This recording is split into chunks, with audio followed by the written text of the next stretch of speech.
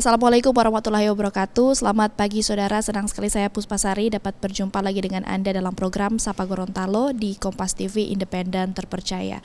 Saudara, hari ini kita akan membahas sebuah isu yang sangat penting, bukan hanya soal pendidikan atau kesehatan, tapi lebih dari itu ini merupakan cinta, perjuangan, dan penerimaan. Membesarkan anak dengan kebutuhan khusus bukanlah sebuah perjuangan yang sederhana. Di situ terdapat adaptasi terhadap penerimaan dari keluarga, kemudian terdapat juga perjuangan yang tidak bisa dirasakan kepada orang lain yang tidak merasakan hal itu. Dan tentunya dari peristiwa ini kita dapat melihat bahwa ternyata ada orang-orang tua yang begitu besar perjuangannya, bahkan sampai membuat komunitas untuk berbagi informasi dan untuk saling memberikan dukungan. Maka dari itu pada pagi hari ini sudah hadir bersama kita dua narasumber, ada Mbak Cindra.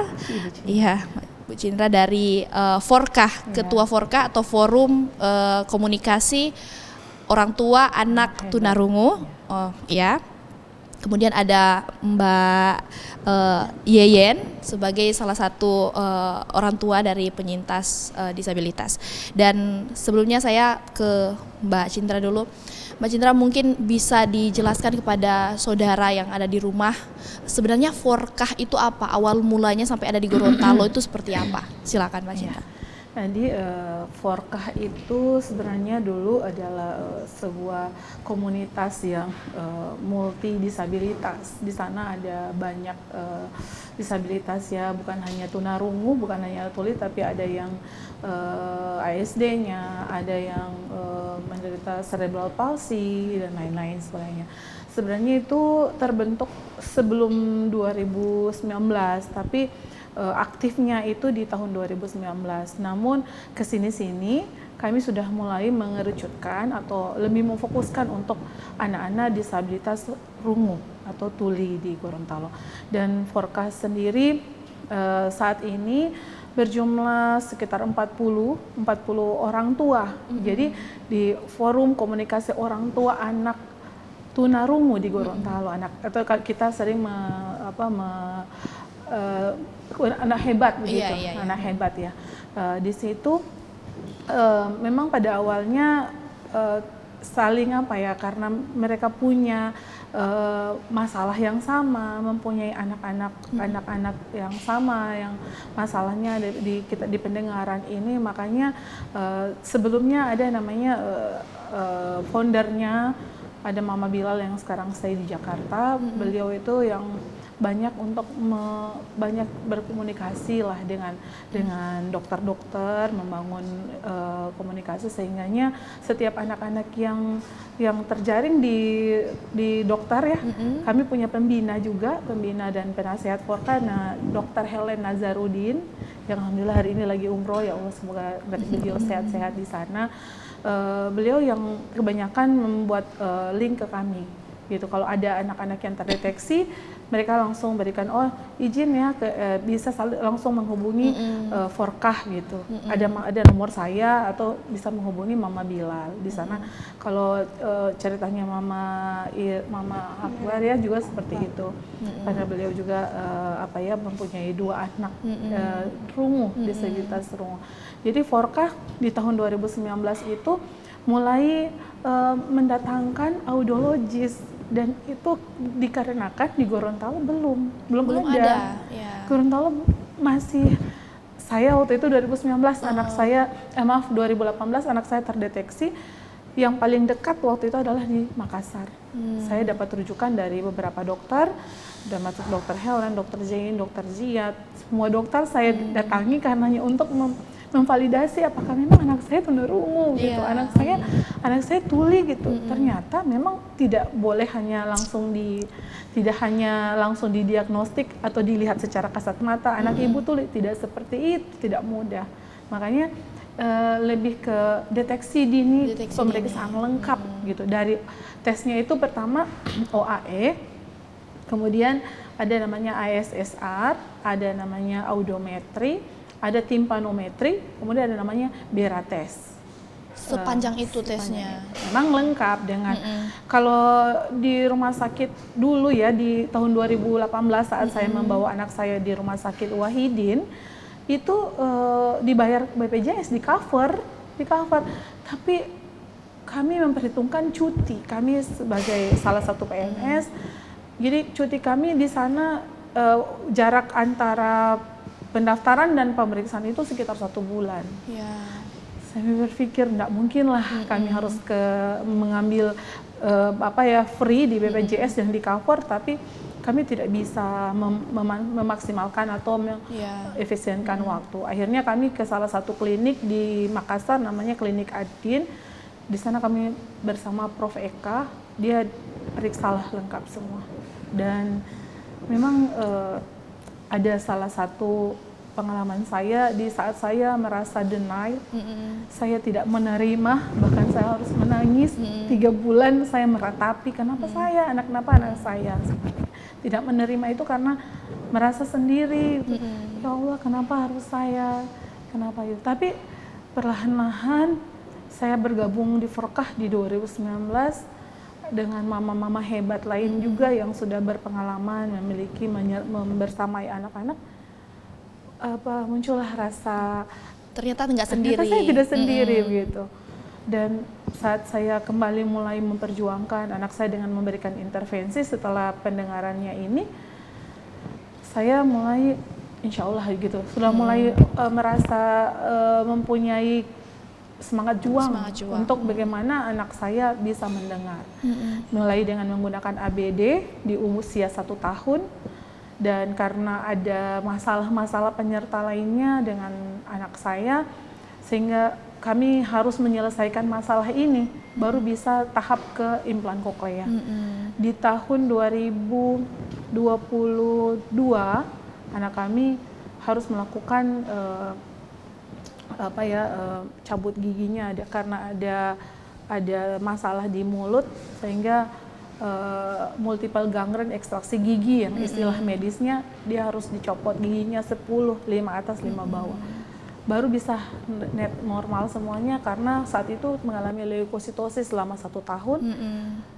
Alhamdulillah semua berangsur pulih. Setelah itu baru kita lakukan. Berarti memang prosesnya sangat panjang ya sampai dengan mengetahui bahwa kita harus semangat karena ya ini adalah anak kita begitu, dan memang ya tidak ada sebenarnya bisa disalahkan begitu kan. Yang penting adalah sebagai orang tua kita berjuang untuk memperjuangkan bahwa anak kita tuh punya hak untuk bisa hidup seperti anak-anak pada umumnya, kemudian punya hak untuk misalnya nanti dia sekolah dan lain sebagainya. Dan ini tentu sangat menarik untuk diketahui masyarakat secara luas, apalagi juga pemerintah ya Ibu. Dan setelah ini kita akan beralih ke Mbak Yeyen. Kita akan mendengarkan bagaimana pengalaman Mbak Yeyen sendiri soal perjuangannya ini, dan jangan kemana-mana, tetap bersama kami di Sapa Gorontalo, Kompas TV Independen Terpercaya.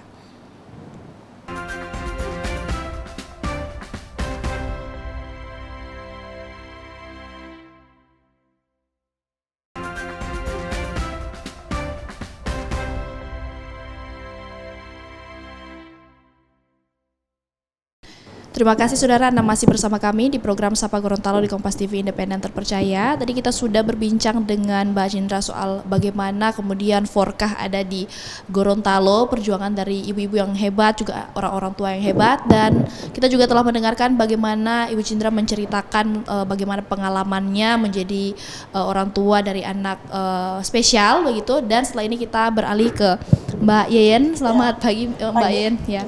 Mungkin bisa diceritakan pengalamannya bagaimana sampai mengetahui sedini mungkin anaknya ternyata adalah seorang penyintas, dan kalau tidak salah Mbak Yeyen ini sempat menjadi penerima bantuan presiden pada anaknya. Bisa mungkin diceritakan pada saudara yang ada di rumah.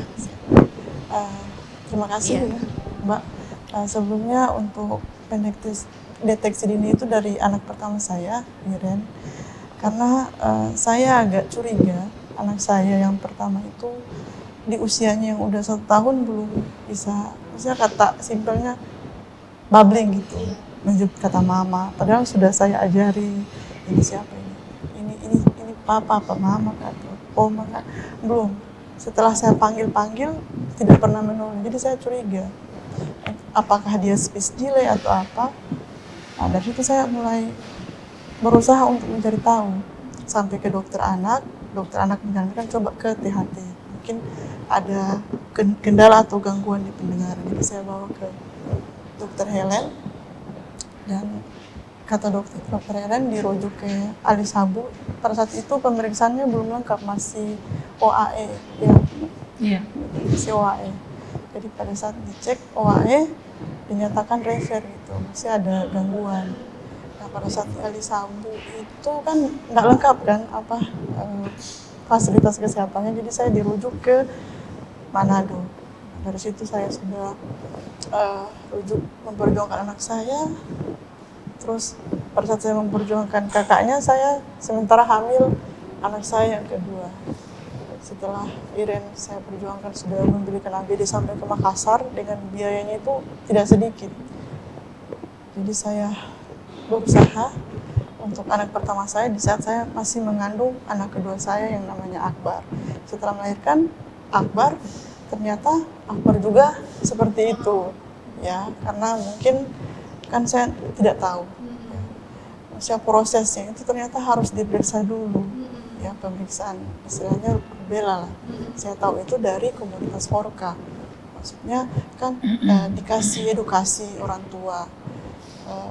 Pada saat saya hamil kan saya masih agak mencari-cari, belum intens mendalami komunitas Forka itu seperti apa. Nah setelah Akbar ada sekitaran 2-3-4 bulan tuh saya sudah ikut bagaimana cara kemarin kegiatan Forka. Kayak ada Zoom meeting gitu. Zoom tentang apa itu rubella. Ya. Kenapa anak-anak bisa terkena mengalami gangguan pendengaran. Ya, seperti itu. Jadi Forka itu sangat membantu mengedukasi saya itu mengetahui kenapa anak dengan gangguan pendengaran itu alasannya kenapa gitu, dari latar belakangnya kenapa gitu. Jadi itu tadi faktor. Jadi harus diperiksakan misalnya sedini mungkin ibu itu kan pasti akan berpengaruh gitu. Tapi saya masih bersyukur anak saya masih hanya gangguan pendengaran, karena kan biasa orang dengan gangguan pendengaran itu pasti ada penyertanya. Jadi saya masih bersyukur di balik kedua anak saya yang tuli, saya masih bersyukur bahwasannya anak saya masih normal walaupun hanya dengan gangguan pendengaran. Nah setelah itu pada saat kan biayanya sangat besar untuk alatnya ya, kalau operasi kan masih ditanggung BPJS. Alatnya itu sangat mahal, apalagi waktu Iren itu saya beli ABD-nya itu sekitaran 20-an juta, itu pun saya berhutang ya. Karena kan biaya yang sangat mahal dengan kehidupan yang sekarang kan saya berhutang. Nah saat saya memikirkan untuk menuju ke implan dengan dua anak saya dengan biaya yang ratusan juta, saya berpikir apa bisa saya gitu minta bantuan pemerintah gitu. Jadi saya ada kepikiran waktu pada saat kunjungan Presiden ke-7 Bapak Jokowi, saya bersurat, saya mencurahkan semua isi hati saya dengan posisi saya saat itu sudah sebagai ibu tunggal ya yang membiayai dan membesarkan anak saya. Jadi saya curhat, mencurahkan isi hati saya bahwasanya saya memiliki dua anak berkebutuhan khusus tuli, agar bisa dibantu untuk bisa mendengar dan mengucapkan dan memanggil kata mama. Dan alhamdulillah saya di ACC, saya kemudian saat Bapak Jokowi datang ke Gorontalo, kan saya posisinya kerja di mall. Dia datang di mall, beliau datang di mall berkunjung, saya paling depan di atrium di terasnya, berdesak-desakan dengan banyak orang. Saya mengacungkan tangan saya, ada surat di tangan, terus surat saya entah siapa yang ambil, saya pasrahkan saja. Ternyata alhamdulillah rezekinya anak saya. Seminggu kemudian saya ditelepon untuk meminta data anak saya diberi bantuan. Alatnya saja kan operasi kan ditanggung BPJS. Alatnya seperti apa, Bu? Alatnya itu kan berbagai macam. Ada TP, ada yang kemarin ada anak yang dapat promo dari vendor, jadi masing-masing kita ada pilihan mau ke vendor mana. Di pendengaran ini vendornya berbagai macam, namun kebanyakan yang di Forkah itu memilih vendor mungkin yang bisa kami spill namanya itu Meder Herbalife Indonesia. Ya, jadi yang selama ini mensupport juga dari awal. Jadi harganya itu kisarannya kemarin ya ada yang dapat promo 150 juta. 150 juta. Tapi harga normalnya itu di 200-an, 250 juta per telinga. Per satu. Berarti kalau dua ya, dikalikan sekitar dengan itu. Ya, benar. Masya Allah. Ya, jadi ada juga yang lebih mahal lagi. Ada simfoni apa namanya itu sekitar 300-an gitu, 300 ke atas. Satu telinga. Tapi kita menyesuaikan dengan kemampuan. Tapi gimana Mbak Yayan setelah anaknya yang pertama itu pakai alat bantu, apa perkembangannya begitu? Untuk perkembangannya Akbar itu memang sangat signifikan. Maksudnya tuh kayak beda sekali. Karena usia Akbar di operasi itu mau menuju 3 tahun. Ya, istilahnya 3 tahun lah taruhlah. Saat itu saya diterbangkan dengan anak saya ke Makassar untuk melakukan operasi ya, misalnya persiapan operasi kan persiapan operasi sangat lama kan 2 bulanan lah saya di Makassar. Apalagi saya bekerja gitu. Saya cuti saya ke Makassar, untuk hasilnya itu memang berbeda ya. Maksudnya kayak bayi yang baru lahir, istilahnya usianya 3 tahun. Tapi pada saat di switch on itu usia mendengarnya taruhlah baru 1 hari. Misalnya hari ini di switch on, usia mendengarnya baru 1 hari. Jadi perlu dikejar untuk perkembangannya gitu, perkembangan mendengar agar dia bisa mengikuti umurnya. Seperti itu. Jadi PR saya hari ini adalah bagaimana Akbar bisa normal, bisa berbicara, bisa berkomunikasi dengan baik sesuai dengan umurnya yang sekarang sudah menginjak 4 tahun 5 bulan. Seperti itu. Tapi alhamdulillah setelah ada pemakaian alat itu perlahan mungkin perlahan tetap tentunya sebagai ibu-ibu pasti harus optimis begitu, harus optimis pasti akan sembuh nanti begitu. Yang penting ada berjuang ya Ibu. Dan saudara, tadi kita sudah mendengar bagaimana pengalaman dari Mbak Yayan sendiri, bagaimana dia sebagai seorang orang tua mempunyai 2 anak penyintas masalah pendengaran, dan apalagi sampai diberikan bantuan oleh pemerintah. Dan setelah ini mungkin kita akan mendengarkan bagaimana tantangan perjuangan tergabung di dalam Forkah ini sendiri. Dan jangan kemana-mana, tetap bersama kami di program Sapa Gorontalo di Kompas TV Independen Terpercaya.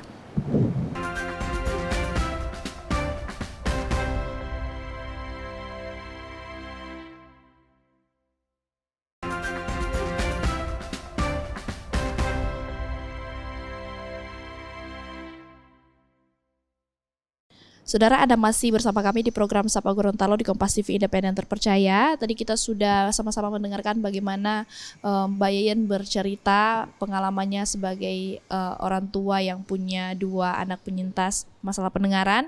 Dan saya beralih lagi ke Mbak Cindra.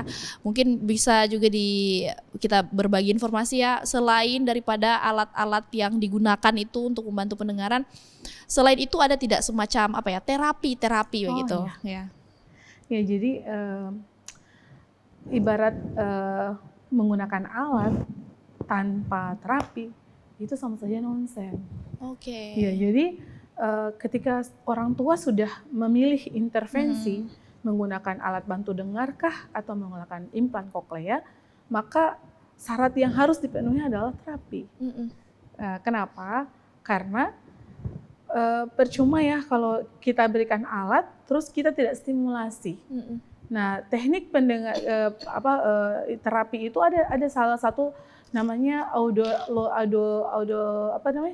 audioloverbal terapi. Jadi memang terapi dari pendengaran gitu. Beda kalau misalnya ketika anak diberikan intervensi implan ataupun ABD, kemudian anak itu hanya diberikan HP, terus dia hanya satu arah, tidak 2 arah, itu tidak akan. Dan itu pengalaman banyak. Ketika orang tua memilih dengan harga yang fantastis, katakanlah seperti itu, tapi orang tua ini tidak dibekali dengan informasi bahwa terapi ini yang menjadi modalitas untuk bisa sampai ke fase pendengaran atau berbicara gitu. Karena masing-masing gangguan dengar itu ada gangguan sedang, gangguan berat, sampai gangguan sangat berat atau profound hearing loss, ada moderat, ada macam-macam kategorinya. Kalau untuk di bawah 70 desibel itu bisa diberikan dengan ABD. Kalau di atas 70 sudah harus dilakukan dengan implan koklea. Nah, terapi ini sayangnya di Gorontalo juga belum ada. Belum ada. Harus di mana, Bu? Namanya kan audiology verbal terapi, IVT. Itu kami biasanya daftar ambil terapinya lewat online. Kalau offline, saya selama ini yang juga alhamdulillah bisa membantu Aisyah dari waktu kecil itu terapi wicara. Tapi itu beda ya, beda sebenarnya sesinya. Kalau terapi wicara dia kebanyakan untuk meningkatkan oral motor atau mungkin ada memperbaiki pengucapan. Kalau audio verbal terapi itu lebih kepada bagaimana anak ini bisa merespon bunyi suara seperti itu. Kalau misalnya setiap huruf A, I itu ada namanya link six sound. Ada 6, ada A, I, U, M, S, itu ada 6 kan. Dan ini harus kita di FVT itu anak-anak distimulasi, misalnya huruf A digambarkan dengan suara pesawat, gitu. Jadi dengan menggunakan alat itu anak akan terstimulasi, jadi nah itu akan kita ajarkan. Nah di Gorontalo sendiri belum punya. Dan semoga ya Allah semoga memberikan. Kami sudah mengusulkan salah satu guru di SLB Bone Bolango namanya Ibu Dewi, yang insya Allah beliau akan siap kalaupun kita sudah berupaya semisal mungkin membuat proposal ke pemerintah, saya kayak dinas pendidikan agar bisa dibantu agar Ibu Dewi bisa mengikuti pelatihannya atau terapinya di Jakarta itu selama kurang lebih berapa bulan dengan budgetnya juga yang lumayan. Betul. Nah kalau untuk kami dapat offline, saya juga kemarin malah langsung ke Surabaya, Mbak. Jadi waktu itu saya karena di Gorontalo susah. Sementara Aisyah dioperasi usia 5 tahun. Artinya saya harus maraton. Bagaimana untuk bisa mengejar ketertinggalannya. Larilah saya ke sana di Surabaya selama kurang lebih sebulan lebih, hampir 2 bulan. Dan hasilnya Masya Allah luar biasa. Di sana aja. Dan terapi bukan cuma terapi FVT sebenarnya. Ada namanya terapi-terapi yang seperti terapi ABA atau terapi holistik. Ada namanya okupasi. Nah, kalau misalnya kebanyakan anak-anak yang mengalami gangguan dengar, ada step-step perkembangannya yang terlewati.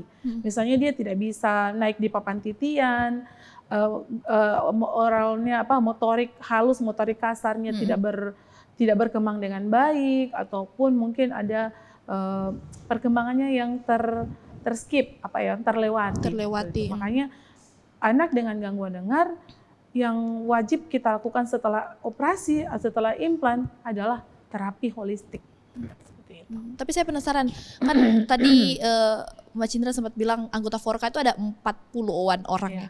Apakah dari 40-an ibu-ibu yang anaknya juga penyintas sama-sama, semuanya punya alat itu? Ya, saya jelaskan.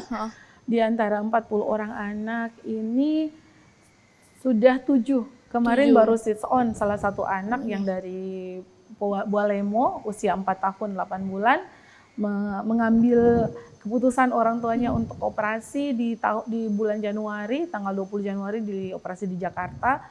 Kemudian kemarin di switch on ya. Jadi total pengguna implan kalau di Forka sudah 7. Pengguna ABD sekitar 16 orang. Dan sisanya mungkin sekitar 17 orang. 17 apa ya? Sisanya ya sekitar itu 17 orang yang masih belum mengambil keputusan, namun kemarin sudah 4 yang mengetahui derajat dengarnya. Jadi sisanya ya sekitar 13 lagi yang masih belum memutuskan untuk mengambil intervensi yang akan diberikan. Dan mudah-mudahan di antara 4 orang tua ini mereka akan segera memberikan intervensi yang tepat, yang terbaik untuk anak mereka. Iya, insya Allah ya. Sebelum menutup mungkin saya ke Mbak Yeyen, mungkin yang terakhir ya, tantangan terbesar selama berjuang dari awal sampai dengan akhir, dan mungkin harapannya ke depan seperti apa? Kalau tantangan terbesar itu ini ya, maksudnya Gorontalo kan Iya. saya berharapnya ada disediakan alatnya, Deteksi terus pendengar. deteksinya, terus terapinya, terapisnya gitu. Karena daripada kita jauh ya, Mama, Iya. keluar Iya. kota butuh biaya. Semoga Tidak segmen sedikit ini lagi. bisa didengar ya Iya, oleh betul. pemimpin-pemimpin daerah kita, biar sebenarnya untuk tantangan yang paling ruwet itu karena ketika kita memiliki anak-anak, tapi ternyata anak itu kita bilang rujukannya ke Manado, orang tuanya masih berpikir transportnya, uang di sisi lain di sini juga bekerja, ya, ya. gitu. Jadi mereka ya, tapi mudah-mudahan lah ada angin-angin segar, mudah-mudahan di rumah sakit, salah satu rumah sakit di Provinsi Gorontalo bisa mengadakan alat ini. Karena memang BPJS ada hitungannya. Iya.